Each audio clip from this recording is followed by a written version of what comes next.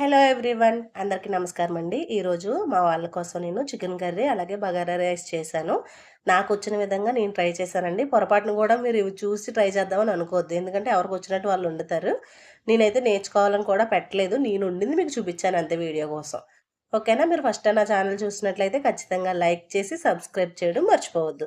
అలాగే వీడియో అంతా చూసి బావుందా? బాలేదన్నది కూడా కామెంట్ చేసేయండి. ముందుగా కుక్కర్ పెట్టుకున్నాను. ఆయిల్ వేసుకొని అందులో కొంచెం నెయ్యి వేసుకున్నాను. తర్వాత బిర్యానీ స్పైసెస్ అన్నీ వేసేసుకున్నాను.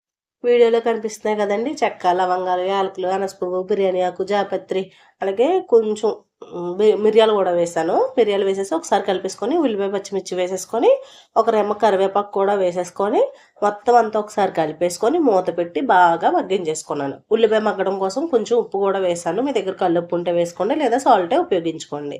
ఉల్లిపాయలు ఈ విధంగా వేగిన తర్వాత ఒక 2 స్పూన్లు అల్లం వెల్లుల్లి పేస్ట్ వేశాను. మొత్తం అంతా కలిపేసి మళ్ళీ పచ్చివాసన పోయే వరకు కూడా ఒక 5 నిమిషాలు వేయించేసుకున్నాను.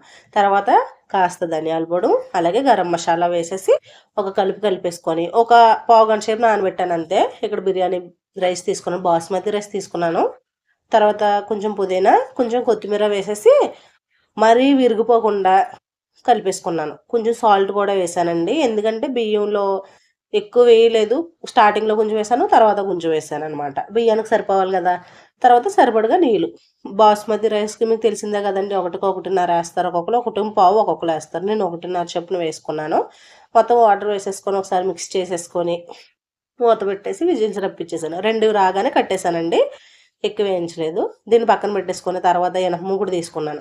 దాంట్లో ఒక 4 గరిటెల నూనె వేసేసి ఇందులో కాస్త కొన్ని 2, 3 లవంగాలు, 2 యాలకులు, ఒక చెక్క, ఒక అనాసపువ్వు వేశాను. తర్వాత పచ్చిమిర్చి వేసి ఒక వేగిన తర్వాత ఉల్లిపాయలు కూడా అందులో వేసేసుకొని ఇవి మంచిగా వేయించేసుకున్నానండి. బ్రౌన్ షేడ్‌లో వచ్చే వరకు. ఇలా వేయించేసుకున్న తరువాత అల్లం వెల్లుల్లి పేస్ట్ వేసేసుకున్నాను. ఇక్కడ ఎనుపుముగుడు తీసుకున్నాను కదా! కొంచెం వెడల్పుగా ఉండాలని చెప్పేసి 2 కేజీల కూర అందుకని తీసుకున్నాను. అల్లం వెల్లుల్లి పేస్ట్ వేసేసి పచ్చివాసన పోయే వరకు కూడా మగ్గించుకున్నాను. ఈలోపు కూరని శుభ్రంగా కడిగేసుకొని ఓ పక్కన పెట్టేసుకున్నాను. ఇవి మగ్గేలోపు బాయిలర్ మాంసం తెచ్చుకున్నామండి. ఊర్లో కారం కూడా దొరకలేదంట.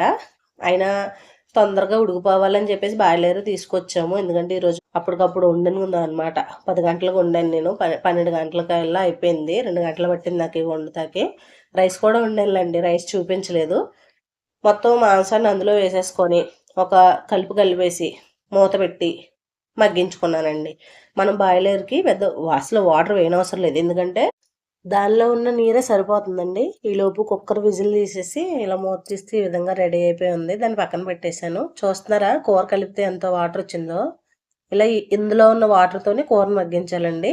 మధ్యలో కలుపుకుంటూ అడుగు పట్టకుండా మొత్తం కూర ఒక 80% మగ్గించుకున్న తరువాత మసాలాలు వేసుకోవాలి. ఈలోపు నేను దీనిలోకి కొన్ని జీడిపప్పులు, అలాగే కొంచెం దోసపప్పు, కొంచెం గసగసాలు వేసుకుంటున్నాను. నాకు ధనియాల పొడి అయిపోయిందండి. అందుకే ధనియాలు ఇందులో డైరెక్ట్‌గా వేసేస్తాను. ఏదన్నా ఆకుకూరలోకే కదా ఎళ్తుంది. కాకపోతే పొడి వేస్తే కొంచెం టేస్ట్ బావుంటుంది. ఇప్పటికిప్పుడు పొడిని చేయలేను కదా! అందులో ఏసి మిక్స్ చేసేసి చూస్తున్నారు కదా!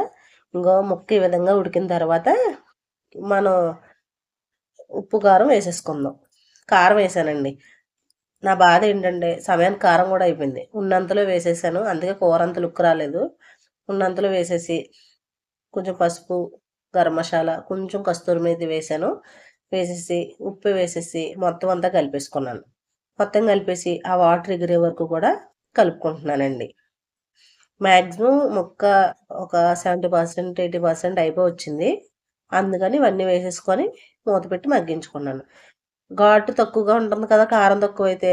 అందుకని మిరియాలు కొన్ని తీసుకొని ఇలా ఈ విధంగా రోట్లో ఏసి రుబ్బేశాను. మనకు చూడ్డానికి కలరు ఇంపుగా లేకపోయినా ఈ ఘాటు వల్ల కూర రుచిగా ఉంటుంది గదా! కారం తక్కువగా అనిపిచ్చి నేను ఈ మిరియాలు రుబ్బుకున్నాను. ఇందులో వేసేసి తర్వాత కూర ఉడికే టైంలో మనం ఇందాక ఫస్ట్ జీడిపప్పు పేస్ట్ చేసుకున్నాం చూసారా? అది ఏసేసాను ఇందులో. వేసేసి మళ్ళీ ఒక కలిపేసుకున్నాను. కలిపేసి మూత పెట్టి ఉడికించాననమాట రుచి కోసం. టేస్ట్ కోసం ఇవన్నీ ఏత్తన్నానులెండి. మీరేయకపోయినా పర్లేదు. మీ ఇష్టం. ఇంట్లో ఏముంటే ఎట్టు వండేసుకోండి. ఎవరు వద్దంటారు చెప్పండి. మన కూర మనం ఎలాగున్నా తింటారు ఇంట్లో వాళ్ళు. వద్దని అనరు కదా! ఇంట్లో ఉన్నాయి కాబట్టి అన్నీ కలిపి అలా ఏసేసాను అంతే. తర్వాత ఇందాక దంచుకున్న మిరియాల పొడి ఉంది కదా! అది కూడా వేసేసాను. అప్పుడు సాటిస్ఫై అయ్యాను. కలర్ లేకపోతే ఏమైంది టేస్ట్ వత్తదిలే అని. ఎందుకండి నీసు కూరలకి కారం ఎక్కువ లేకపోతే రుచి ఉండదు. అందువల్ల కారం ఎక్కువేసుకోవాలనమాట. ఇప్పుడు కళ్ళకి ఇంపుగా కనపడకపోయినా పర్లేదు టేస్ట్ బావుంటది గదా! చివరగా దగ్గర పడినాక కాస్త కరివేపాకు, కొత్తిమీర, కొన్ని జీడిపప్పులు అలా ఏసేసానండి. ఒక కలుపు కలిపేసి ఒక 5 నిమిషాలు మగ్గిచ్చేసాను మూత పెట్టి. అంతే అండి. కూరొత్తుందండి గుమాలింపుగా ఇల్లంతా వాసన. అబ్బబ్బబ్బా! లేదండి బాబు. మరీ చెప్పలా ఉండకపోయినా మనకొచ్చినట్టు మనం వండుకోవచ్చు కదా! అది మ్యాటర్ మరి. ఈ విధంగా కాస్త దగ్గర పెట్టాక మూత పెట్టేసి పక్క దించేసానండి. అంతే. నేను ప్లేట్ ఎట్టేసుకున్నాను వండగానే పక్కనే ఆ రైస్ వేసేసుకున్నాను బగారా రైసు. కూరేసేసాను. కాస్త ఉల్లి చట్నీ ఏదో సోయింగ్ కోసం కలిపామంతే కొంచెం. అక్కడ ఇట్టామనమాట. పెట్టేసామా చేతికి దానికి నిండుగా తెచ్చాడు వాళ్ళ చేతికి కూడా ఉల్లిపోయింది. నాకు ఎంత కక్కుర్తంటే వండగానే తినేలా. ఏదైతే ఏమైంది గానీ అంతా బానే ఉందండి. తిన్నాను. బావుంది. మా వోళ్ళు తిన్నారు. బావుందన్నారు. మీకు ఎందుకు ఇలా విడివిడిగా చూపిస్తున్నానంటే రైసు ఎక్కువ నానబెట్టకండి బాస్మతి రైస్‌ని. ఒకటి గ్లాస్‌కి 1:30 ఏసేలా ఉంటే నానబెట్టొద్దు రైస్‌ని. డైరెక్ట్‌గా వేసుకోండి. అప్పుడు ఇంకా బాగా పొడి పొడిగా వస్తది. నేను నానబెట్టి వేయడం వల్ల కొంచెం మెత్తబడింది. చూడ్డానికి బానే ఉందిలెండి. అలాగని మరీ మెత్తబడిపోలేదు. మీకు వీడియో గనుక నచ్చితే, నేను చేసింది బావుందనిపిస్తే లైక్ చేసి, సబ్స్క్రైబ్ చేసి, కామెంట్ చేసేయండి. ఉంటాను మరి. Thank you so much for watching my video.